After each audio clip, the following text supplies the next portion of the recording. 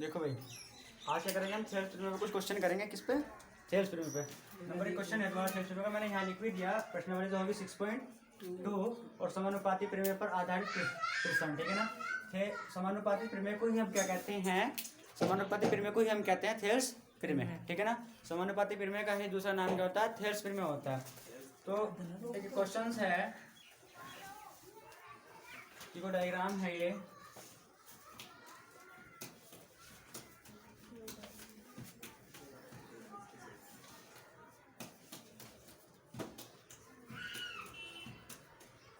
जहाँ ये ए है, ये बी है और ये क्या है? सी, ठीक है ना। अब हमने बी सी के पैरेलल एक लाइन दी, यहाँ एक लाइन दी हुई है बी सी के पैरेलल, क्या दी हुई है? एक लाइन दी हुई है बी सी के पैरेलल। इसका नाम है डी और ई। क्या नाम है इसका? डी और ई। इस बात को हम नोट कर लेते हैं कि दिया है, तो दिया है त्रिभुज ए बी और सी है। त्रिभुज ए बी और सी है, जहाँ BC के पैरेलल या BC के समांतर एक लाइन है DE। क्या लाइन? DE, ठीक है ना। यही क्या है? समांतर का चिन्ह होता है। क्या होता है? समांतर का चिन्ह होता है। तो हमने इन्होंने क्या दिया? क्वेश्चन में दिया है कि BC के समांतर एक लाइन है D। समांतर कहते किसे हैं? समांतर उस लाइन को कहोगे जो देखने में एक जैसी लगती हो, ठीक है। जो देखने में क्या लगती हो? एक जैसी लगती है। जैसे ये लाइन है, तो मैं लाइन कह दूँ तो ये समांतर है। भले ही क्या है ये? भले ही ये छोटी है, लेकिन क्या है? समांतर है, ठीक है ना। अगर मैं कोई लाइन इस तरह से खींच दूँ, इस तरह से खींच दूँ, ये भी क्या है? समांतर है। तो आपको इस बात की पहचान होनी चाहिए कि समांतर लाइन होती क्या है। तो यहाँ क्या है? समांतर है।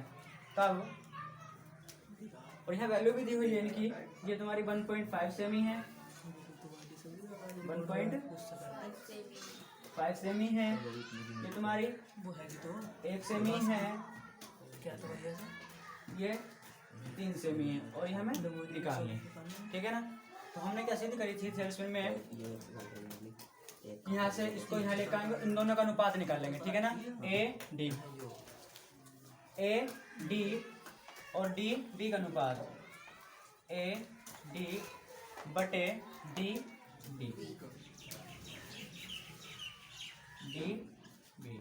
बराबर होगा किसके? ए ई बटे ई सी के। ए ई बटे ई सी, ठीक है। तो बस कुछ नहीं करना हमको क्या करना है? ये वैल्यू उठाओ और यहाँ रख दो। तो देखिए ए डी की वैल्यू कितनी है? 1.5। डी बी की कितनी है? 3। ए ई की कितनी है? ए ई की है 1। कितनी है? 1। और ई सी की हमें फाइंड करनी है। ई सी की करनी है हमें फाइंड करनी है। हमें लिख देता हूँ कि हमें क्या निकालनी थी? ई सी निकालनी थी। आ जाइए, क्या है? ई और सी। अब क्या करेंगे हम? इसके दशमलव खत्म करेंगे तो कितना जाएगा नीचे? 0। दशमलव के बाद एक अंक है तो कितना जाएगा? एक ही क्या आएगा नीचे? 0। इधर कितना है? इक्वल 1/e, ठीक है ना। 15 का ना 15 दूनी 30। कितना बना? 1/2 बराबर 1/e। हमें निकालना क्या था? ए सी। तो हम क्या करेंगे? क्रॉस मल्टीप्लाई करेंगे। जैसे ही हमें क्रॉस मल्टीप्लाई करेंगे तो ए सी की मल्टीप्लाई जब 1 से होगी तो ए सी हो गया, और जब 2 की 1 से होगी तो कितना आ गया? 2 आ गया। और यही हमें फाइंड करना था। इसी प्रकार अगला क्वेश्चन करेंगे। अब इसका दूसरा क्वेश्चन करेंगे। दूसरा क्वेश्चन क्या है?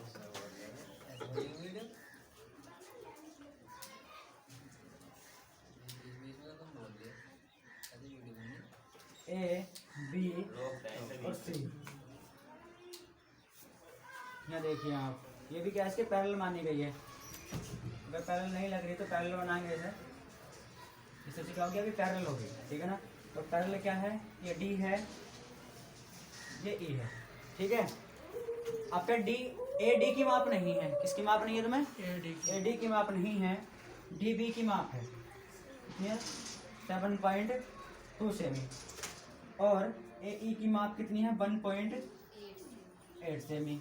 और ई सी की माप कितनी है? 5.4 सेमी। तो हमें फाइंड क्या करनी है? ये हमें फाइंड करनी है। फिर भी जो क्वेश्चन में दिया है वो लिखेंगे। दिया क्या है, लिखेंगे दिया है त्रिभुज ए बी सी है। त्रिभुज ए बी और सी है। त्रिभुज ए बी और सी है, जहां BC के समांतर या BC के पैरेलल एक लाइन है D। ठीक है ना, क्या है, BC के समांतर एक लाइन है DA। ठीक है, तो फिर क्या लगा देंगे यहाँ, समानुपाती प्रमेय से, समानुपाती प्रमेय से या थेल्स की प्रमेय से, इसका और इसका अनुपात AD बटे DB बराबर किसके होता है, AE upon AE, AE upon EC upon EC। ठीक है, वैल्यू रखेंगे। क्या आपके पास AD की वैल्यू है, नहीं, तो आप इस AD को एज इट इज रखोगे। क्या आपके पास DB की वैल्यू है, हाँ, कितनी, 7.2, कितनी है, 7.2। फिर देखिए आप यहाँ AE की वैल्यू कितनी है, 1.8।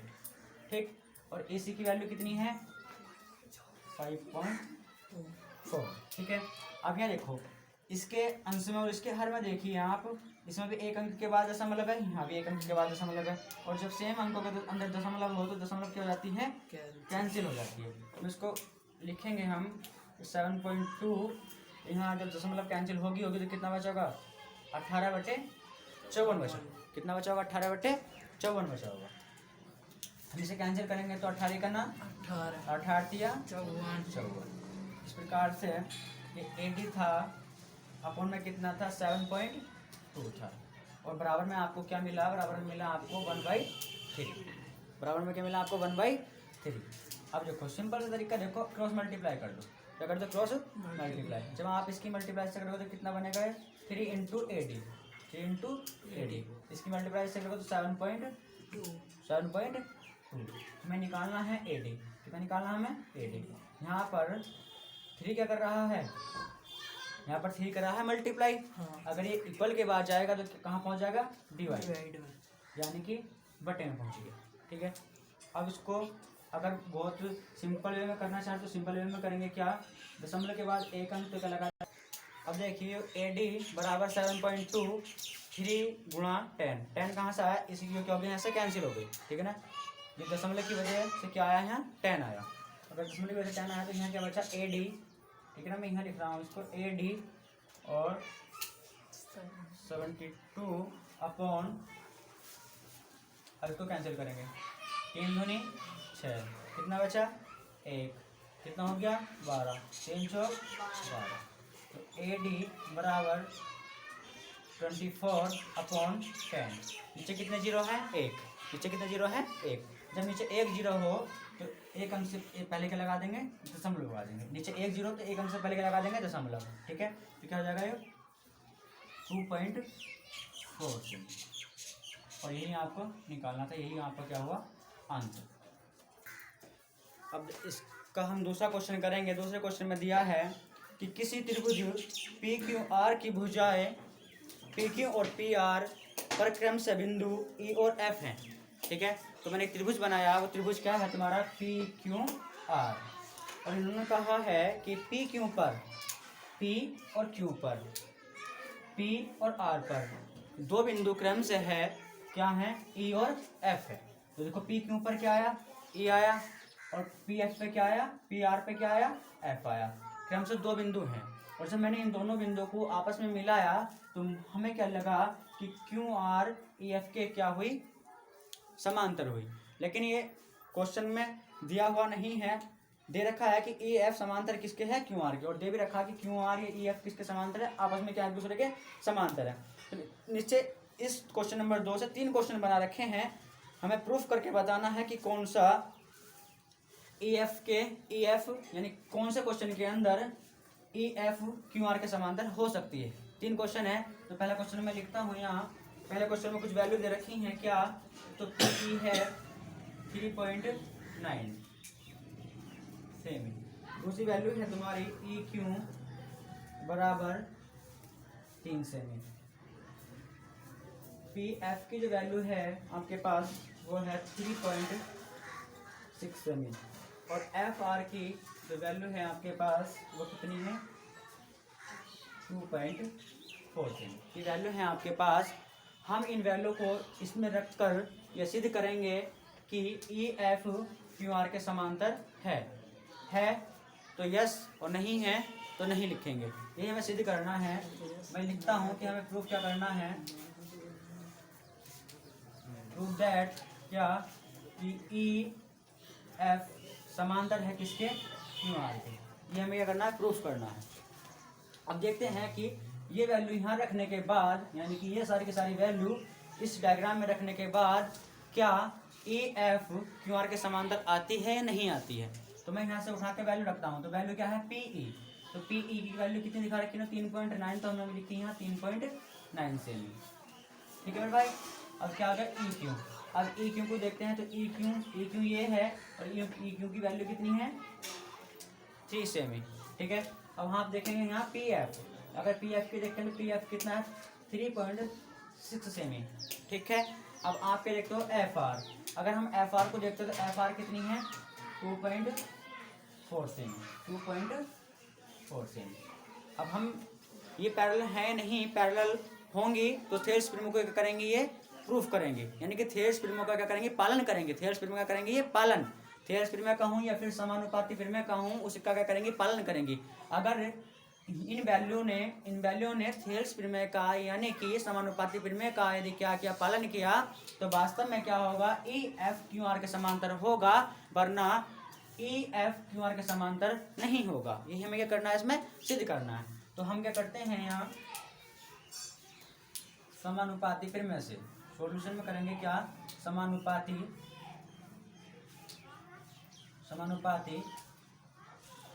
प्रमेय से। समानुपाती प्रमेय क्या होती है पी ई ई क्यू। तो P E upon E Q बराबर में देखिए आप पी एफ और एफ आर। पी एफ और एफ आर यहाँ देखते हैं पी ई कितना है पी 3.9 है और ई क्यू कितना है ये 3 है। यहाँ देखते हैं तो पी एफ कितना है 3.6 है और यहाँ देखते हैं तो एफ आर कितना है 2.4। ठीक है। यहाँ सेम अंकों में क्या है दशमलव है। यहाँ सेम अंकों में क्या है दशमलव है तो हम दशमलव क्या कर देंगे यहाँ से कैंसिल कर देंगे। तो 3.9 नीचे 3 आया और यहाँ देखते हैं कि कितना 36 अपॉन क्या बन गया 24। कैंसिल करते हैं 6 से कैंसिल करेंगे तो कितना हुआ 6 छंग 36 और 6 चौक 24 और कैंसिल कर लेंगे 2 तिया 6 और 2 दूनी 4। यहाँ कैंसिल करेंगे तो 3 का ना 3 फिर पॉइंट है तो पॉइंट लगाएंगे और 3 तिया 9 यानी कि आपके पास आया 1.3 इज इक्वल टू 3.2। अब हम क्या करेंगे इसकी दशमलव कैंसिल करेंगे तो कितना आ जाएगा नीचे 10। ठीक है। हाँ अब देखो यहाँ ये क्या बचा यहाँ 1.3 तो 1.3 ये रहा और भी इक्वल में कितना चला 3.2। इसकी दशमलव कैंसिल करेंगे तो कितना आ जाएगा 13/10। इधर कितना है 3/2। अब आप देखिए क्या ये आपस में इक्वल हैं तो आपस में इक्वल नहीं है। अगर आपस में इक्वल नहीं है तो ये नॉट इक्वल है। ये क्या है नॉट इक्वल। तो इन्होंने यहाँ पर क्या किया थेल्स प्रमेय का पालन नहीं किया। अगर थेल्स प्रमेय का पालन नहीं किया तब हम कहेंगे क्या अतः है ई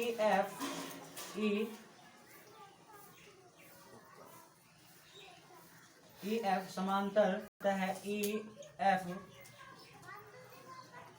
क्यू आर के समांतर नहीं है और यही आपका क्या है आंसर।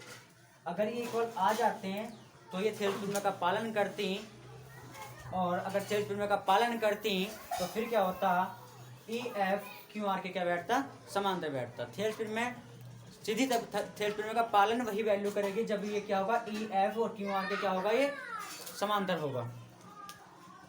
अब हम अगला क्वेश्चन करेंगे इसी का दूसरे खंड का अगला क्वेश्चन था क्या कि आपके पास PE की जो वैल्यू है PE इक्वल टू कितना है 4 सेमी और QE कितना है 4.5 सेमी और आपके पास PF कितना है 8 सेमी PF 8 सेमी और RF आपके पास है 9 सेमी। तो जो वैल्यू आपको यहाँ दे रखी है मैं इसको यहाँ चित्र में रखता हूँ तो कितनी है PE कितनी है 4 सेमी AQ कितनी है 4.5 सेमी PF कितनी है 8 सेमी RF कितनी है 9 सेमी।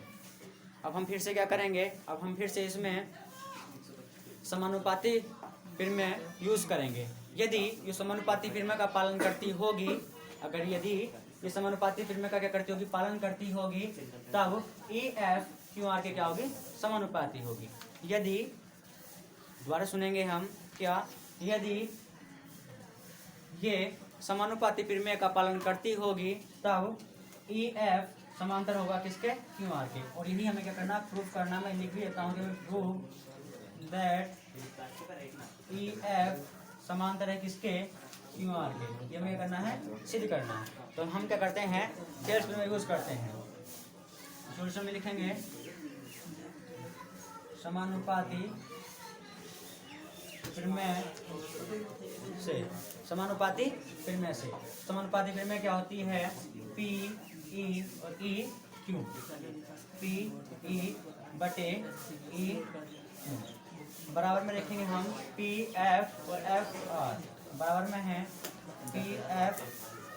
PF और FR। तो वैल्यू रखेंगे PE की कितनी है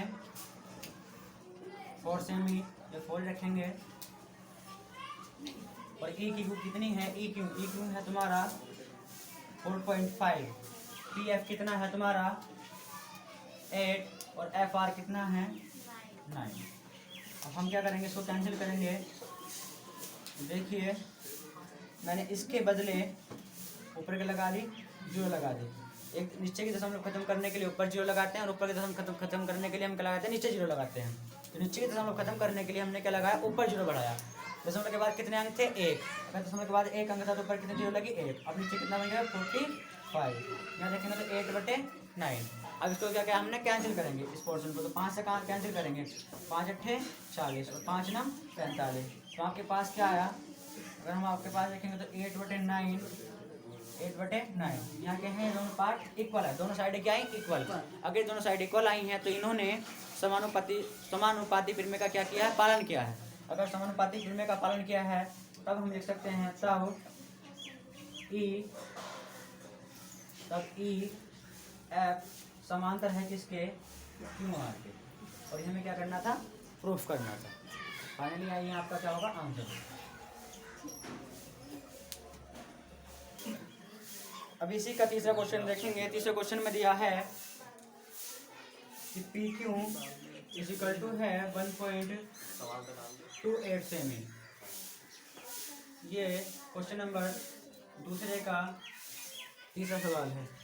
अब यहाँ देखेंगे PQ बराबर 1.28 सेमी और PR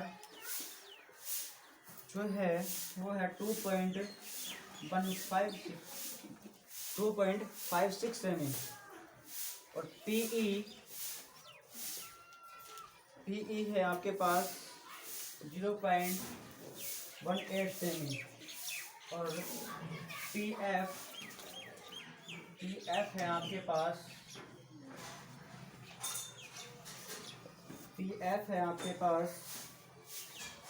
0.36 सेमी। अब जो वैल्यू आपको यहाँ दे रखी है मैं इसको इस डायग्राम में रखता हूँ। तो PQ का मतलब हुआ कि P और ये Q P और Q यानी कि आपके पास क्या है यहाँ से यहाँ तक की लेंथ है और वो लेंथ कितनी है वो लेंथ है तुम्हारी 1.28 सेमी। ठीक और पी ई कितनी है, पी देखेंगे आप तो पी ई कितनी है, पी आपकी 0.18 सेमी, 0.18 सेमी। अगर मैं देखता हूँ पी एफ, देखो पी एफ, देखो पी एफ देखेंगे, पी एफ कितना है, पी एफ है तुम्हारा पी एफ ये है 0.36 सेमी। और यहाँ जो आपके पास पी ई की वैल्यू है, इस पी ई यानी कि पी ई की जो वैल्यू है वो कितनी है आपके पास 0.18 सेमी, ठीक है। और क्या दे रखा है आपको, पी आर, यानी कि आपको पी आर की वैल्यू है, ये वाली जो वैल्यू है कितनी, ये कितनी है आपको समझ में आ जाएगा, थोड़ा ध्यान देंगे कि पी आर जो है आपका, पी आर कितना है 2.56 सेमी, ठीक है।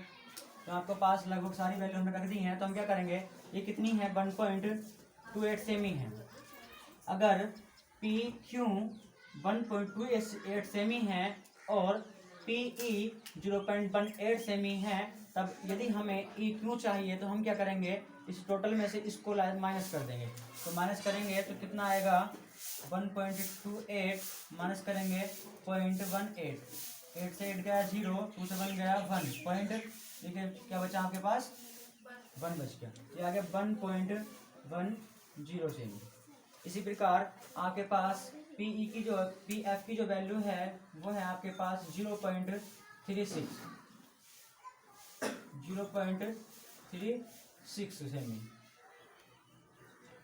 और पी आर की जो टोटल वैल्यू है वो 2.56 सेमी, पी आर की जो टोटल वैल्यू है वो कितनी है 2.56 सेमी। यदि मुझे एफ आर चाहिए तो हम क्या करेंगे, इस टोटल में से इसे माइनस कर देंगे, यानी कि पी आर में से यदि पी एफ को माइनस कर दिया जाए तब पी आर निकल जाएगा। तो माइनस करेंगे 2.56 माइनस, तो यहाँ करेंगे 6 में से 6 गया 0, 5 में 3 गया तो कितना बचा 2, और यहाँ क्या बचा आपके पास 2। तो यानी कि ये जो वैल्यू है, ये वैल्यू आई है आपके पास 2.20 सेमी।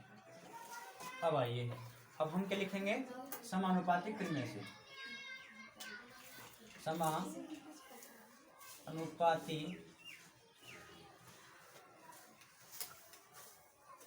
परिमेय से। और समानुपाती परिमेय क्या, पी ई क्यू बटे ई क्यू बराबर में पी एफ बटे एफ आर।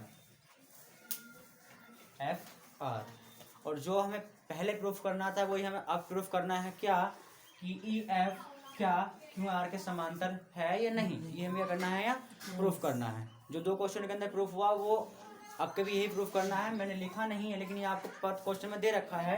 तो आप क्या करेंगे, पी ई की वैल्यू रखेंगे, तो पी ई की वैल्यू कितनी है 0.18, और ई क्योंकि आपने निकाल ली थी कितनी 1.10।